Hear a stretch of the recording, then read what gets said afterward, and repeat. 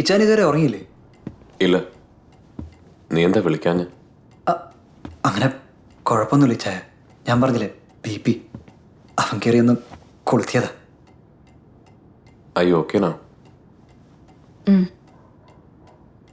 എന്നാ ഇച്ചാൻ പോയി കിടന്നു. ടിക്കറ്റ് കണ്ടല്ലേ? നാളെ രാവിലെ 10 മണിക്ക് ഗ്ലാസ്ഗോയിൽ നിന്നാണ് ഫ്ലൈറ്റ്. ഒരു 6 മണിക്കേലും ഇറങ്ങണം. Good night. ഞാൻ നാളെ പോകുന്നില്ല ഉണ്ണി. എനിക്കറിയണം ഇളയ്ക്ക് എന്താ സംഭവിച്ചതെന്ന്. നമ്മുടെ അമ്മച്ചി ആര് എന്തിനു കൊന്നുവന്ന്. അതിപ്പോൾ ഇച്ചായനെ മാത്രമല്ലല്ലോ, നമുക്ക് എല്ലാവർക്കും അറിയേണ്ട കാര്യങ്ങളാണ്. പിന്നെ ഞാൻ പറഞ്ഞല്ലോ, ഇവിടുത്തെ പോലീസ് ഫോഴ്സ് വളരെ ഇൻ്റലിജൻറ്റാണ്. എത്രയും പെട്ടെന്ന് അവർക്കിതെല്ലാം കണ്ടെത്താൻ കഴിയുന്ന എൻ്റെ പ്രതീക്ഷ. ആയിക്കോട്ടെ, വളരെ നല്ലത്. എൻ്റെ ഒരു സമാധാനത്തിന് അങ്ങനെ എന്തെങ്കിലും കണ്ടെത്തുന്നവരെ ഞാൻ ഈ നാട്ടിൽ തുടരാൻ തീരുമാനിച്ചു. പിന്നെ നിങ്ങൾക്ക് എൻ്റെ പ്രസൻസ് എന്ന പോലെ അമ്മച്ചിയുടെ ഇളയുടെ ഓർമ്മകളുള്ള ഈ വീട്ടിൽ കഴിയുന്ന എനിക്കൊരു വീർപ്പുമുട്ടല.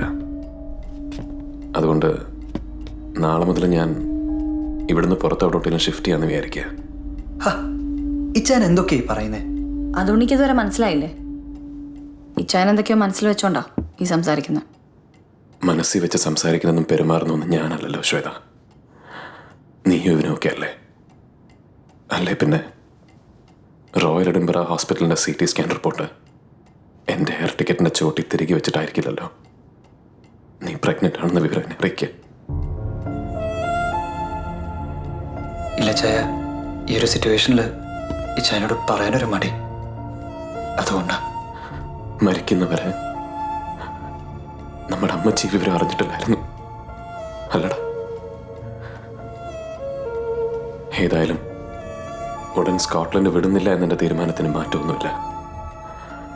അതുപോലെ നാളെ ഇവിടുന്ന് ഷിഫ്റ്റ് ചെയ്യാണെന്നുള്ള തീരുമാനത്തിനും.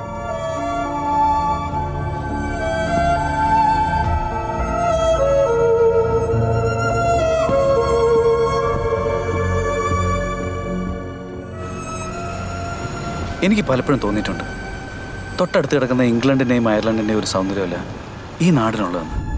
ഒരുതരം മിസ്റ്റിക് ബ്യൂട്ടി. ആ JK റോളിംഗ് ഇവിടെ താമസിച്ചുകൊണ്ട് ഹാരി പോട്ടർ എഴുതിയതിൽ വലിയ അത്ഭുതമൊന്നുമില്ല. ഇവിടെ റിപ്പോർട്ട് ചെയ്യപ്പെട്ടിട്ടുള്ള ചൈൽഡ് മിസ്സിംഗ് കേസസിൻ്റെ ഹിസ്റ്ററി എന്താണെന്നറിയോ? എനിക്ക് അതേക്കുറിച്ച് കൃത്യമായിട്ട് അറിയില്ല. എന്നാലും നമ്പർ ഓഫ് കേസസ് കമ്പാരിറ്റീവ്ലി ഒട്ടും കുറവല്ല.